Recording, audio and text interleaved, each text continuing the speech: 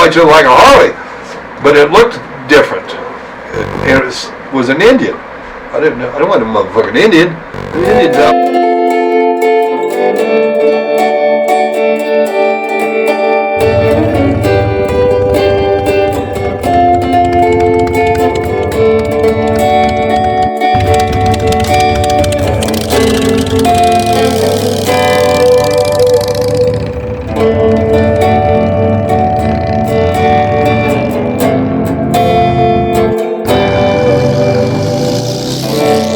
Reservation.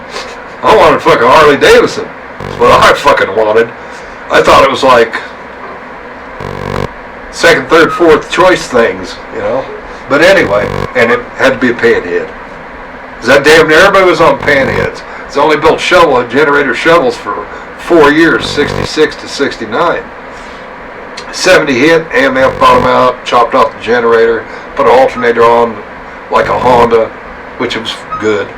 And we called them nose cones for a long time. We'd ride next to this and that. Till the older guys started taking their old choppers, pulling the pan motor and tranny out, getting FXE with a, what are they? The close ratio transmission for something, blah, blah, blah. I forget. But fucking stuffing nose cone shovel heads in wishbones because they'll fit in straight legs. And it's like, And a lot of them went out for a second bike.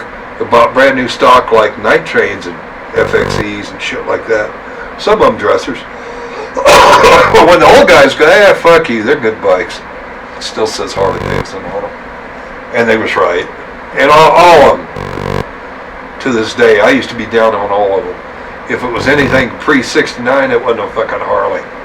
They're all Harleys. If it says the first one said Harley Davidson on it, it's a Harley. The last one to come off the fucking assembly line today says Harley, that's a fucking Harley.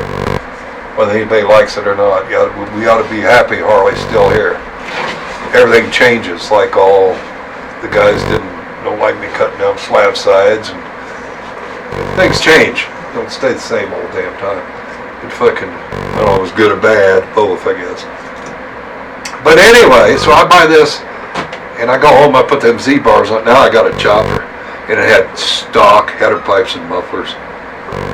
And we went down to two-wheelers in Denver when it was just a little shop. About like a 4-stall garage with about a 4-stall garage in the back building bikes. And they like building Sportsters a lot. And they had these Sportsters just tricked out, all chrome and everything. And that was a big city, Denver. It ain't shit compared to what it is now. Two-wheelers owns blocks now, it's a whole different thing. But this is old days. Went down with laws. And I think I bought a set of drag pipes for it. So it's straight, long, 1 3/4, I think. I can put drag pipes on. I got Z-bars. Fuck you. And then, actually the first handlebars laws made me. Raised them with coat hangers, pullbacks. And they broke when I blazed out of the front of the flame. They broke on me and I crashed and burned Bob Lou, that old dress guy, babysitted everybody. And I didn't know at the time, he was a Hell's Angel. I ain't gonna say his name because I shouldn't be I ain't dropping names. It just, later on I found out he was just about the nicest guy you ever met. First bike I ever met carried a gun. He always had a little pistol in his boot or something. And he was a genius mechanic. He'd take a Ford truck, put Chevy trannies in them, Jaguar rear ends underneath of them, chop and channel them, do this, had a chrome, and he was a master mechanic for Salt Creek Freightways in Casper. And he was probably, I was 16 or so, 18. He was probably 35 or so. But he rode with him for a long time, and he'd come back here and work there, and he had houses in both states and this and that. And you didn't ask questions, and they didn't volunteer shit. And I remember when I got my first panhead, what he told me. We was in a little, Casper was a boom town, had all night clubs. And we're talking the fucking whores, the rednecks, shootings, killings, roughnecks. Everybody was making big money, didn't give a fuck. And there was one called the Cozy Club, but blacks run it. And it was about as big as this meat trailer. And it longer, a little wider maybe, but they had pool table in the back. One pool table, there wasn't room for two. And a big long bar that was packed. full of crazy rednecks, outlaw bikers, that everybody Indians. It didn't make them like cowboys. Everybody fighting, fucking going for the guns. It was crazy. I was all scared all the time. But I remember when I got that first panhead, that 48, the swing arm frame, bought it for $250 running. It's true too. Old man couldn't find a frame for it, so he put it in the swing arm. Then he painted himself. It was pretty funky. Looked like it'd been done with a paintbrush, but he did the Art Deco, black and white, like a police bike paint job on it. But fucking, they're running everything. 48. But fucking first year of the panhead. But fucking, I had 2 or 3 of those. Just had them now. But fucking, anyway, it was after the Sportster. But I just got it. Me and Laws was sitting at the bar, and he seen that HA guy sitting there, the real nice guy. So you're all combed back and everything. And he was cousins with some people we all rode together. So, you know, there was a lot of people were cousins and blood brothers and all that stuff. Dads and sons, that kind of shit. But fucking, they rode together. But Laws seen him sitting there, and we went up there and sat by him. Laws sat here, and I was sitting over here. Jim, I'll call him Jim, because he's sitting over there. And Laws was always trying to get me in with everybody. I really couldn't do it on my own. You know, I really couldn't. They'd have just beat me up and took my bike, probably. Unless Jim was around or somebody, or Michael G. You know, there's people liked you, they wouldn't let them fuck with you, you know. But fucking, even if there's brothers. If they ain't a brother, he's my brother, fuck you. Leave him alone, you know. Thank God. Everybody kind of went through that, I guess. But anyway, Laws, we was sitting there, I ordered a beer, we're sitting there drinking beer, and there's whores everywhere and everything. I mean, it's crazy. But fucking, I'm sitting there like all fucking freaked out, right? Wow, what the fuck, Laws, he got me into? And he's kind of scared too, but he's being ornery. He's more ornery than I was. And he wanted to end up joining it. This is before he joined it. He got his patch. But anyway, sitting there talking to Jim, and everybody in the club respected Jim. Everybody fucking, because he was with the big boys, you know. But fucking, and Jim never had a big head about anything, and he's just a nice guy you ever met. But fucking, I imagine you didn't want to make him mad. But fucking, he says, yeah, Jim. And this boy, they called me AJ. I got the name AJ because I was hyped up. They was all cranked up. I'd keep up with them. Back in them days, there was a race car driver named AJ Foot. And he was an animal and crazy as fucking going 100 miles an hour. And between Laws and Laws died, and Pat still won't tell me the truth. One of those two named me that, Action Jackson, before the movie with Michael Jackson and all that other shit, okay? But fucking, because I was always going. I didn't want to go in the bar and drink beer and get fucked up, all that. I didn't even want to stop me and get a hamburger. So, come on, let's go here, let's go there, you know? So I just wanted to go 100 miles an hour. But fucking, anyway, he goes, yeah, before I got my nickname, because you don't get a nickname till you earn it. You got yourself a nice, good Harley, you know? Forsters didn't count. People, those were parts chasers or your sister's bike in them days. Now, what I didn't realize in the old days, Barger and all the heavies out in California, HA were riding them Sportsters. There wasn't nothing wrong with Sportsters. Oh, it pissed them panhead riders off, shellhead riders, because you could usually outrun them in a block or something, but they'd get you top end. That, they stayed together pretty damn good. Better than they was a unit motor and trannies together like on a Triumph. They were a unit motor, not a pre-unit like a panhead. Motors and trannies are separate and everything bolted and all that shit. But anyway, player goes, oh yeah? He said, he leaned over and looked around the Laws leaned back. He goes, what year panhead you get? I said a 48. He goes, that's a good year. He says, I've seen a lot of them panheads. I had a few, those 48s. So I've had a few. Good motorcycle. And he sticks his hand out to shake my hand, and this is like a privilege and honor. Player's going to shake my hand. For that, he never said a word to me. He wasn't mean to me or nothing. He'd look over and see me or whatever, but he didn't go out of his way to talk to me. He sticks his hand out and he goes, "Congratulations, man." I stuck my hand out there like that. I get to shake Jim's hand, oh man. He says, and he had my hand, I'll never forget it, and he squeezed it real hard, because like that, and he squeezed it a little extra. He goes, "I'm going to tell you something. You just purchased yourself a motorcycle stock from the factory with a heart and soul, and don't you ever forget it. Take care of that old bitch, she'll take care of you." And I've never forgot that. I was 18 years old probably when he told me that. I'm 73 now, and I remember the looking in his face. I kind of can see it. And I was so fucking proud. And ever since then, if Planker said that motherfucker got a heart and a soul, it's got a heart and a fucking soul. And I've learned. Buzz, some of his ashes are up on the wall. He's been dead for a long time. He used to tell me how Harley gods, you be respectful of Harley gods, and your pipe won't break down as much, and good shit happens and all that. And I'm not a superstitious person, walking under ladders and all that shit. No, but I believe no Harley gods. I walk back and forth underneath them and piss people off and do this and do that.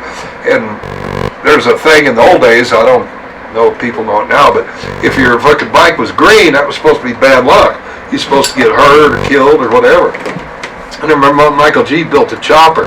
He had me in the bedroom of his house, and I was in there kicking on it. Beautiful fucking chopper. It's about like my red and white bike, what it looked like, but it was green. And he had Frenchie and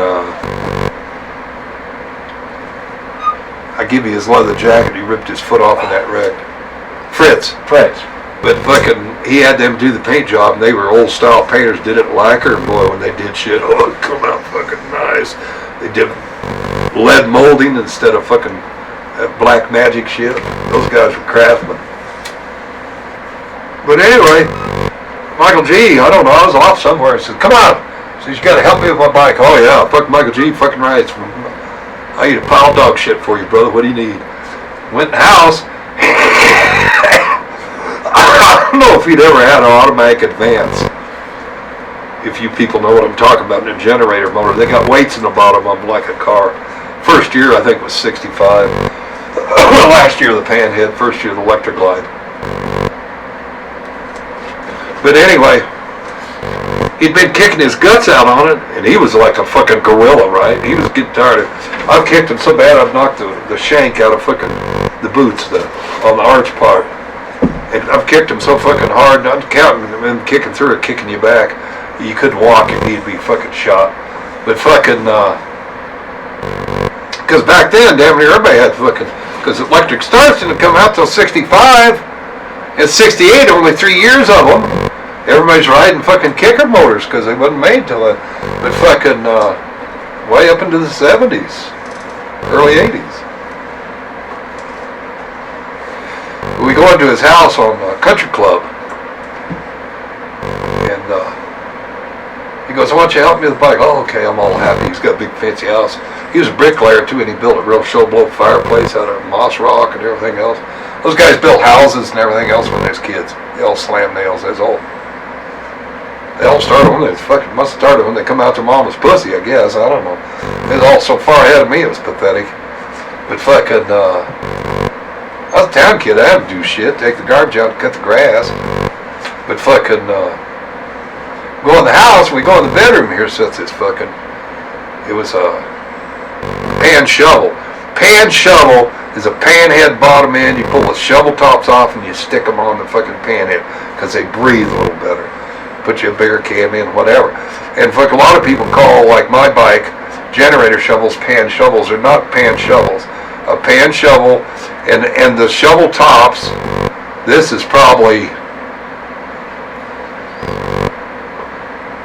maybe 70, 71. But the shovel tops had come off a generator shovel motor. What you did is, because they only built them for 4 years, and you find a motor that's blowed up with a good top end or a rebuildable top end, you steal shovels off of it, stick on a panhead, you just have to reroute the fucking outside oil line next to nothing, okay, right? Bore, stroke, on 74s are all the fucking same. But anyway, you could even use the pistons out of the goddamn panhead in it. It fucking, Anyway, he gets kicking on it, and he's reaching. At the time, I didn't know what was going on. He's reaching down and twisting around on an automatic advance because all he's ever had, he's had to teach himself everything. But all he's ever had is a more manual advance. Stock, they had like the left hand like a throttle. On the choppers, we just fucking time them and then hook a spring on them and then pull them back and just kick them all the way fucking advanced, and they'd kick the shit out of you, or else reach down, or else tighten them up enough. You can actually tighten them up enough, do some shit to them that you can reach down, pull that back into the retarded position, give it a kick, and the motor rotate. When the motor rotates, it spins that gear on the end of that circuit breaker and a distributor. Circuit breaker. Circuit breaker, when that opens up, they both spark jumps across. They both cylinders fire. On a distributor, it goes 1, 3, 2, 6, 5, whatever. Indians had a distributor, but fucking Harleys had a circuit breaker. They'd fire on both cylinders when they opened. But anyway, he's twisting around on that. Then he makes me climb on it. I kick my ass off for about a fucking hour. I'm ready to die. Finally, he figures out what he needs to do, and it caught on fire one time, big time. The float bowl stuck, and it leaked on the motor, not too much on the fucking rug, if any. We kicked it and it backfired, caught on fire. We're beating it with blankets and pillows and shit. He ran to the kitchen, got some water and throw it on it. Then he has to take the top off circuit breaker, dry that out and everything else.